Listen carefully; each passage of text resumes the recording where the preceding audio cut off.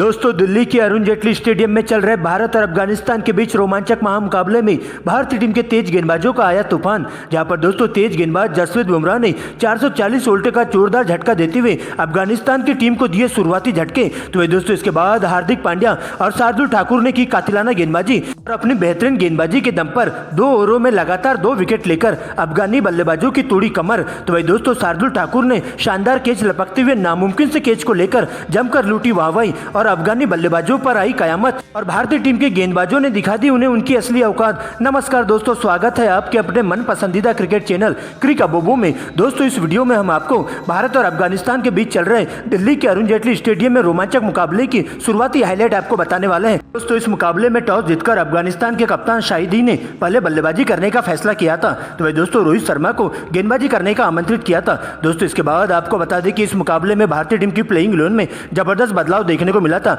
जहां पर दोस्तों एक बार फिर से अश्विन को आराम देकर शार्दुल ठाकुर को खेलने का मौका दिया। दोस्तों इसके बाद अफगानिस्तान के लिए पारी की शुरुआत करने के लिए टीम के 2 धाकड़ ओपनर बल्लेबाज मोहम्मदुल्लाह गुरबाज और इब्राहिम जार्डन की एंट्री होती है। तो वही दोस्तों टीम इंडिया के लिए पहले ओवर की गेंदबाजी करने टीम इंडिया के स्ट्राइकर तेज गेंदबाज जसप्रीत बुमराह आते हैं। जहां पर दोस्तों उनका सामना होता है इब्राहिम जार्डन से। जहां पर दोस्तों जसप्रीत बुमराह के द्वारा एक सटीक लाइन लेंथ के तहत गेंदबाजी की जाती है और इब्राहिम जार्डन को बिल्कुल भी हाथ खोलने का मौका नहीं देते हैं और अपने इस ओवर में जसप्रीत बुमराह गेंद को इनस्विंग आउटस्विंग करवाते हुए हवा में लहराते हुए दिखाई देते हैं। जहां पर दोस्तों एक गेंद वाइड चली जाती है और इस प्रकार से दोस्तों एक ओवर की समाप्ति पर अफगानिस्तान का स्कोर बिना विकेट गंवाए 1 रनों तक पहुंच जाता है। लेकिन दोस्तों इसके बाद दूसरे ओवर की गेंदबाजी करने के लिए टीम इंडिया के दूसरे तेज गेंदबाज मोहम्मद सिराज आते हैं। जहां उनका सामना होता है एक बार फिर से इब्राहिम जार्डन से। लेकिन दोस्तों इसी ओवर में सबसे पहले इब्राहिम जार्डन अपने हाथ खोलते हुए दिखाई देते हैं और कवर की दिशा में एक करारा चौका उनके बल्ले से देखने को मिलता है। और इसके बाद दोनों बल्लेबाज नजरें जमाते हुए टीम इंडिया के तेज गेंदबाजों का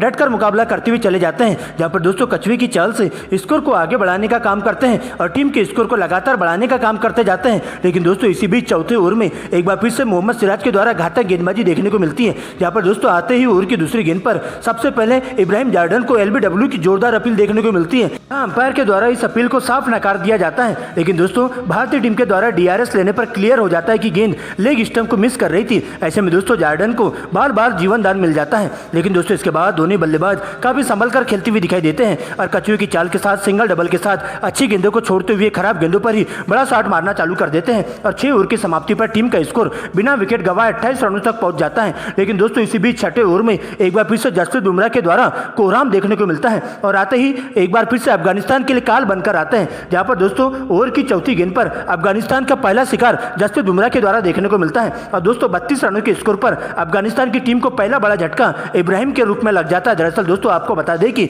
गेंद बल्ले का बाहरी किनारा लेते हुए विकेटकीपर KL राहुल के दस्तानों में चली जाती है। जहां KL राहुल के द्वारा विकेट के पीछे इस कैच को लपक लिया जाता है और इस प्रकार से अफगानिस्तान की टीम को पहला बड़ा झटका लग जाता है। लेकिन दोस्तों इसके बाद नए बल्लेबाज के रूप में रहमत शाह की एंट्री होती है और गुरबाज का साथ देते हुए दोनों बल्लेबाज काफी संभल कर खेलते हुए दिखाई देते हैं। जहां पर दोस्तों 8वें ओवर में मोहम्मद सिराज को टारगेट करते हुए सबसे पहले गुरबाज का बल्ला तूफानी अंदाज में गरजते हुए दिखाई देता है और इस ओवर की अंतिम 2 गेंदों पर 2 करारे चौके लगा देते हैं। और इस प्रकार से दोस्तों इसके बाद 90वें ओवर में हार्दिक पांड्या की एंट्री होती है और आते ही दूसरी गेंद पर गुरबाज एक बार फिर से 1 बाउंड चौका जड़ देते हैं और 9 ओवर की समाप्ति पर अफगानिस्तान का स्कोर 1 विकेट के नुकसान पर 42 रनों तक पहुंच जाता है। तो वही दोस्तों 10वें ओवर में शार्दुल ठाकुर की गेंदबाजी करने आते हैं। जहां पर दोस्तों चौथी गेंद पर गुरबाज के द्वारा फाइनल की दिशा में छक्का लगा दिया जाता है। लेकिन 13वें ओवर में गुरबाज बड़ा शॉट खेलने के चक्कर में हार्दिक पांड्या की गेंद पर सीमा रेखा के पास कैच आउट हो जाते हैं। जहां पर दोस्तों शार्दुल ठाकुर के द्वारा हवा में उछलकर एक असंभव से कैच को संभव बना लिया जाता है और इस प्रकार से दोस्तों गुरबाज की 28 गेंदों में 21 रनों की धुआंधार पारी का अंत हो जाता है। 12.4 गेंद पर गुरबाज के रूप में 63 रनों के स्कोर पर अफगानिस्तान की टीम को दूसरा बड़ा झटका लग जाता है। इस प्रकार से दोस्तों अफगानिस्तान की टीम लगातार 2 विकेट गिरने से पूरी तरह से बैकफुट पर आ जाती है। लेकिन दोस्तों इसी बीच एक बार फिर से नए बल्लेबाज के रूप में इसके बाद आगे का मोर्चा संभालने के लिए अफगानिस्तान के कप्तान शाहिदी की एंट्री होती है और दोस्तों 13 ओवर की समाप्ति पर अफगानिस्तान का स्कोर 2 विकेट के नुकसान पर 63 रनों पर रुका रहता है। लेकिन दोस्तों इसके बाद 14वें ओवर की गेंदबाजी करने के लिए शार्दुल ठाकुर आते हैं और दोस्तों 14वें ओवर की पहली गेंद पर रहमत शाह को LBW आउट कर 63 रनों पर ही अफगानिस्तान की टीम को तीसरा बड़ा झटका दे देते हैं और इस प्रकार से दोस्तों लगातार 2 ओवरों में 2 विकेट गिरने से अफगानिस्तान की टीम पूरी तरह से बैकफुट पर आ जाती है। जिसके बाद दोस्तों नए बल्लेबाज के रूप में अजमतुल्लाह उमर जी की एंट्री होती है और दोस्तों कप्तान के साथ मिलकर दोनों बल्लेबाज तूफानी अंदाज में बल्लेबाजी करना चालू कर देते हैं, जहां पर दोस्तों दोनों बल्लेबाज अच्छी गेंदों को छोड़ते हुए खराब गेंदों पर बड़ा शॉट मारना चालू कर देते हैं और टीम इंडिया के तेज गेंदबाजों पर पूरी तरह से दबाव बनाते हुए उनकी लाइन लेंथ बिगाड़ने का काम करते जाते हैं। जहां पर दोस्तों देखते देखते